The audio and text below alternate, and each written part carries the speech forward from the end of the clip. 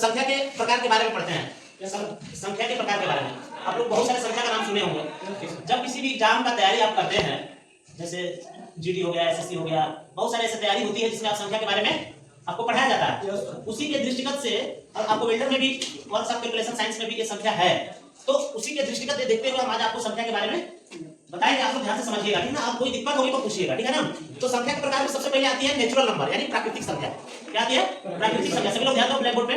ये देखिए प्राकृतिक संख्या का मैं उदाहरण लिख देंगे। वह संख्या जो 1 से चालू होती है और अनंत तक जाती है, जैसे 1 2 3 4 5 6 एक्सेट्रा, ठीक है ना। अब आते हैं पूर्ण संख्या। होल नंबर क्या होती है? होल नंबर बस नेचुरल नंबर ही होती है, लेकिन नेचुरल नंबर से पहले एक जीरो लगा दिया जाता है, तो क्या होगा ये? पूर्ण संख्या। अगर कोई पूछे कि प्रथम 3 पूर्ण संख्या का योग बताओ, तो क्या करोगे? 0 + 1 + 2 जोड़ लोगे तो 3 आ जाएगा, तो आपका आंसर हो जाएगा। एग्जाम में आता है, ध्यान से सुनिएगा।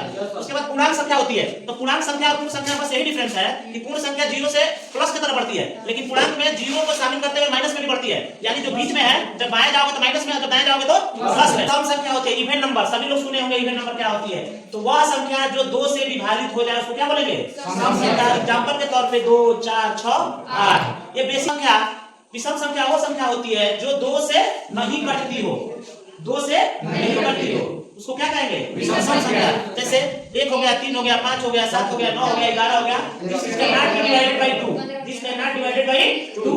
ये संख्या, ये बहुत क्रूशियल चीज है, इंपॉर्टेंट चीज है कि भाज्य संख्या क्या होती है। तो भाज्य संख्या वह संख्या होती है जो खुद से और स्वयं के अलावा किसी भी संख्या से कट जाए। खुद से और खुद से मतलब जैसे 13 है तो 13 और 1 के अलावा किसी भी संख्या से कट जाए। जैसे 4 संख्या खुद से और एक के सिवाय की संख्या से नहीं कटेगा, समझ में आ रहा है। जैसे 11 है, या 11 ही से कटेगा या तो फिर 1 से कटेगा, उसको क्या बोलेंगे? अभाज्य संख्या। दिखाओ इसमें, देख लो 2 3 5 7 11 13, समझ में?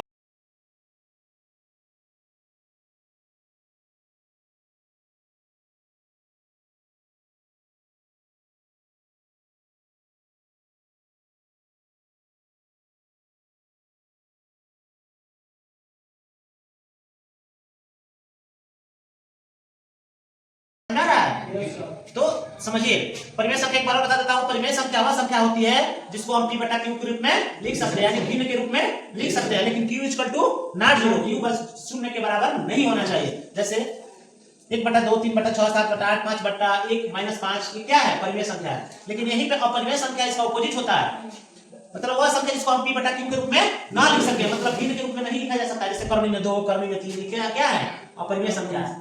तो ये